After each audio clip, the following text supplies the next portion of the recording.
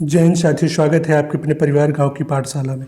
आज की इस वीडियो के माध्यम से हम लोग पढ़ने वाले हैं प्रमुख जैन तीर्थंकर तथा उनसे संबंधित प्रतीक चिन्ह। क्योंकि आप देखते होंगे एग्जामों में यहाँ से क्वेश्चंस भी आपको देखने को मिलते होंगे। तो जितने भी जैन तीर्थंकर हैं प्रमुख, उनको पढ़ेंगे, साथ ही साथ उनके जो प्रतीक चिन्ह हैं उनको हम ट्रिक के माध्यम से याद करेंगे। और बात करें तो जैसे कि हम पढ़ने वाले हैं आज की इस वीडियो में गौतम बुद्ध हैं, उनके जीवन से संबंधित कुछ घटनाएँ हुई हैं, वो चिन्ह कई बार आपको एग्जामों में देखने को मिलेंगे। तो उन सभी को हम ट्रिक के माध्यम से पढ़ेंगे। तो शुरुआत करते हैं आज की इस वीडियो की। देखते हैं पहला जो कि ऋषभ देव है। अब इनका चिन्ह पूछता है कि जैन धर्म के जो प्रथम तीर्थंकर थे, या बात करें तो जैन धर्म के जो संस्थापक थे ऋषभ देव, उनका प्रतीक चिन्ह क्या है, तो बैल होता है। अब क्या होता है कि ऐसे तो हमें याद हो जाएगा, अभी हम याद करेंगे तो शायद याद हो जाए, कुछ दिनों तक याद रहा है, लेकिन जब एग्जाम हॉल में जाते हैं तो कई बार होता है कि हम लोगों को कन्फ्यूजन क्रिएट होता है कि ऋषभ देव का प्रतीक चिन्ह क्या था, बैल था या हाथी था। तो उससे बचने के लिए हम लोग क्या करेंगे, थोड़ा सा चीज़ों को रिलेट करेंगे। जैसे कि आप सभी जानते हैं, जैसे बैल हो गया, अगर वहीं आपकी बैल की संस्कृत देखें तो आप क्या होता है, तो बैल की जो संस्कृत होती है वो ऋषभ होती है, सॉरी वृषभ होती है। यानी कि आप देखते हैं कि बैल की जो संस्कृत में क्या बोलते हैं, वृषभ बोलते हैं। वृषभ मीन्स होता है बैल। तो आप वहीं अगर जिनका प्रतीक चिन्ह है उनका नाम है ऋषभ, तो आप इस चीज़ से थोड़ा सा रिलेट कर जाइए कि जैसे कि वृषभ, बैल मतलब वृषभ और वहीं उनका प्रतीक चिन्ह किनका है, ऋषभ। तो इस चीज़ से आप रिलेट कर दीजिए। मेन ऐसा है कि हम लोगों के एग्जाम में क्वेश्चंस को पकड़ना है, और अगर ऐसी चीज़ें आपके दिमाग में एक बार पड़ जाएंगी या इस चीज़ों को आप एक बार रिवाइज कर लेंगे, तो इससे क्या होगा कि आप चीज़ों को तुरंत क्वेश्चंस को पकड़ पाइएगा। याद भी नहीं रहेगा तो आप तुरंत रिलेट करेंगे। जैसे कि बैल से वृषभ, तो वृषभ मतलब प्रतीक चिन्ह की ना है ऋषभ देव। तो इस चीज़ को आप रिलेट कर जाइएगा। अब बात करते हैं जो दूसरे तीर्थंकर थे, तो क्योंकि इनके भी कई बार आप एग्जाम में देखेंगे, तो अजीतनाथ थे। इनके प्रतीक चिन्ह की बात करें तो इनका जो प्रतीक चिन्ह था वो हाथी था। तो अब इसको हम कैसे रिलेट करें या फिर इसको हम कैसे याद करें, क्योंकि जिससे कि हम क्वेश्चंस पकड़ पाएँ। तो जैसे आप जानते हैं सभी, हाथी एक विशालकाय हाथी मतलब जानवर होता है, उसको एक मनुष्य तो नहीं जीत सकता।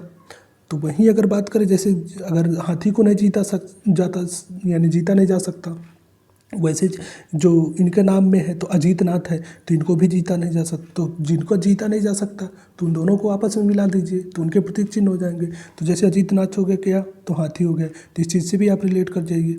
फ्रेंड्स, मेन क्या है कि हमें एग्जाम में क्वेश्चंस को पकड़ना है। अगर ऐसी चीज़ें हम एक बार दिमाग में डाल लेंगे, एक बार इसको रिवाइज कर लेंगे, तो हम तुरंत क्वेश्चंस को पकड़ पाएंगे। नहीं, कई बार होता है कि कन्फ्यूजन हो जाता है कि किसका प्रतीक चिन्ह कौन था। तब ऐसे सिचुएशन में एक थोड़ा सा चीज़ों को रिलेट करके पढ़िए, ताकि जब एग्जाम में क्वेश्चन आए तो आप पकड़ पाए। अब बात करते हैं हम लोग नेक्स्ट के बारे में। जैसे संभवनाथ हो गए, तो इनका जो प्रतीक चिन्ह था तो हस्व था। हस्व कहें या अश्व कहें या घोड़ा कहें, जो इनका प्रतीक चिन्ह था क्या था, वो घोड़ा था। अश्व कहें, घोड़ा कहें, आप जानते हैं, यानी घोड़ा को ही संस्कृत में अश्व कहा जाता है। तो आप ये सब लगभग जानते होंगे सभी। अब बात करते हैं इनके प्रतीक चिन्ह के बाद, तो इसको हम कैसे याद करें। तो उससे बचने के लिए हम लोग क्या करते हैं, जैसे घोड़ा है, जब घोड़ा दौड़ता है तो मनुष्य उसको पकड़ नहीं सकता, यानी मनुष्य घोड़ा के बराबर नहीं दौड़ सकता। तो आप इस चीज़ को, ये संभव नहीं है कि मनुष्य घोड़ा के बराबर दौड़ सके। मतलब एक अपना वाक्य अपने दिमाग में डाल लीजिए कि ये संभव नहीं है कि जब घोड़ा दौड़ेगा तो मनुष्य उसके बराबर दौड़ सके। तो इस वजह से आप रिलेट कर जाइएगा। तो जिनका प्रतीक चिन्ह है उनका भी नाम क्या है, संभवनाथ है। तो आप कोशिश कीजिएगा कि इस चीज़ को रिलेट करके एग्जाम में देखिएगा। अब वहीं बात करें, जैसे कि अगर बात करें तो जो श्री पदम प्रभु थे, यानी पदम प्रभु, तो इनका जो प्रतीक चिन्ह है, थोड़ा सा यहाँ करेक्ट कर लीजिएगा, कमल था। थोड़ा टाइपिंग मिस्टेक है, तो इस चीज़ को आप क्लियर कर लीजिए, लेकिन एकदम क्लियर करिएगा कि जो इनका प्रतीक चिन्ह था वो कमल ही था। यानी पदम प्रभु का जो प्रतीक चिन्ह है वो कमल है। अब इसको हम कैसे याद करें, क्योंकि अगर ये एग्जाम में आ गया कि कमल पूछेगा कि श्री पदम प्रभु जो थे, जो छठवें तीर्थंकर थे, यहाँ से क्रम से तीर्थंकर दिए हैं, तो छठवें तीर्थंकर थे पदम प्रभु, तो उनका प्रतीक चिन्ह क्या था, तो कमल था। अब इसको याद कैसे करें, तो आप सभी जानते हैं कि श्री को बात करें तो इनको लक्ष्मी जी कहते हैं। साथ ही साथ इनकी जो, अगर बात करें, जो इनका आसन होता है वो किसका होता है, कमल का होता है। तो आप इस चीज़ को भी रिलेट कर सकते हैं, और इससे क्या होगा कि आप जब ऐसी चीज़ें रिलेट कर लेंगे तो आपके दिमाग में पड़ा रहेगा। अब हम लोग बात करते हैं कुछ और तीर्थंकरों के बारे में, ताकि जहाँ से भी क्वेश्चन से यहाँ से बनते हैं आप सभी पकड़ पाएँ। अब बात करते हैं सुपार्श्वनाथ के बारे में। तो इनका प्रतीक चिन्ह क्या है, स्वास्तिक होता है। तो सुपार्श्वनाथ, स्व, इनमें भी स्व आता है और स्वास्तिक में भी स्व आता है, तो इस चीज़ को भी आप रिलेट कर सकते हैं। वहीं आप देखते हैं मल्लीनाथ जो 19वें तीर्थंकर थे, तो इनके हम कैसे याद करें, तो मल्लीनाथ में ला आता है, कलश में भी ला आता है, क्योंकि मल्लीनाथ का जो प्रतीक चिन्ह है वो क्या है, कलश है, तो इनके नाम के बीच में ला आता है, वहीं कलश के बीच में भी ला आता है, तो इस चीज़ से भी आप रिलेट कर सकते हैं। क्योंकि फ्रेंड्स मेन चीज़ है एग्जामों को पकड़ना, यानी जो भी क्वेश्चन है हम उनको पकड़ पाए, बस हमें वही है।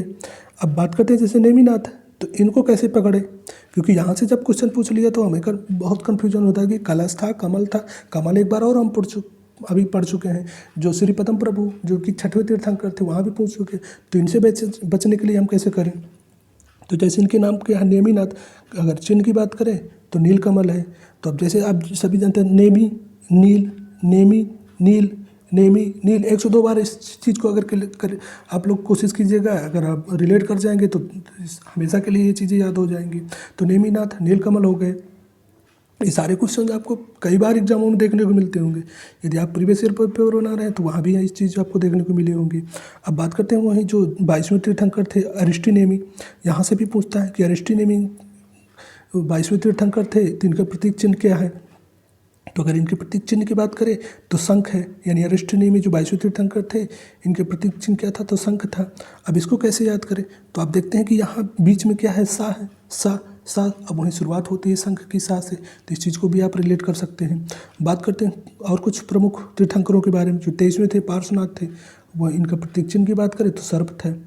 अब आप देख रहे हैं कि पार्श्वनाथ का लास्ट अक्षर सर्प सा है और सर्प में भी सा है, तो इस चीज़ से भी आप रिलेट कर सकते हैं। महावीर स्वामी, अब सभी जानते हैं जो महान होता है, तो जैसे कि जंगल का राजा कौन होता है, सिंह होता है, जंगल में राजा सिंह होता है, वैसे जो व्यक्ति महान होता है तो वो सिंह होता है, तो इस चीज़ से भी आप रिलेट कर सकते हैं। तो इसका जो आप यानी महावीर स्वामी का प्रतीक चिन्ह क्या था, तो सिंह था। तो आई होप कि आप ये चीज़ें आपको पसंद आई होंगी। तो इतना चीज़ें 102 बार आप रिवाइज कर लीजिएगा, वीडियो को 102 बार देख लीजिएगा, तो हमेशा के लिए आपको याद हो जाएगी, आप पता भी नहीं चलेगा आप कभी याद कर चुके होंगे। 102 बार बस वीडियो देख लीजिएगा। अब बात करते हैं हम लोग गौतम बुद्ध की जीवन से संबंधित कुछ घटनाएं, उनके प्रति ऐसे यहाँ से भी आपको क्वेश्चन देखने को मिलते होंगे। आप प्रीवियस ईयर पेपर बना लीजिए या फिर कोई प्रैक्टिस सेट लगा रहे हैं तो यहाँ क्वेश्चन देखने को मिलते रहे होंगे। तो पूछता है कि गौतम बुद्ध का जो जन्म हुआ था तो उनका प्रतीक चिन्ह क्या था जन्म का, तो जन्म का जो आप देखते हैं कि कमल था, वहीं गृह त्याग का जो था घोड़ा था। अगर बात करें तो ज्ञान उनको क्योंकि पीपल के वृक्ष के नीचे प्राप्त हुआ था तो इस वजह से पीपल हो गया था। निर्वाण पद चिन्ह हो गया था, तो ये भी आपको क्वेश्चन देखने को मिलते हैं। तो इन सभी चीज़ों को कोशिश कीजिएगा कि एक जगह नोट्स बना लीजिएगा, 102 बार रिवाइज कर लीजिएगा। प्रॉब्लम आती है तो आप कमेंट के माध्यम से हमसे पूछ सकते हैं या फिर वीडियो को 102 बार आप देख लीजिएगा। अब बात करते हैं जैसे कि और कुछ पूछता है गौतम बुद्ध से संबंधित कि गौतम बुद्ध जो गृह त्याग देते हैं उस घटना को क्या कहते हैं, तो आप लिख सकते हैं कि महाभिनिष्क्रमण क्रमण करके आपसे पूछता है तो महाभिनिष्क्रमण, वहीं ज्ञान प्राप्ति जो कहलाता है तो वो निर्वाण कहलाता है, ज्ञान प्राप्ति। फिर आपसे पूछता है उनकी जो मृत्यु होती है उसको क्या कहते हैं, तो महापरिनिर्वाण यानी महापरिनिर्वाण। तो ये चीज़ें भी आप कोशिश कीजिएगा कि एक जगह नोट कर लीजिए क्योंकि ये भी ऐसे क्वेश्चन पूछता है। तो आज के वीडियो में फिलहाल इतना ही। आई होप कि ये वीडियो आपको पसंद आया हो, यदि वीडियो पसंद आया हो तो वीडियो को लाइक कीजिएगा, एक प्यारा सा कमेंट कीजिएगा। Thank you all.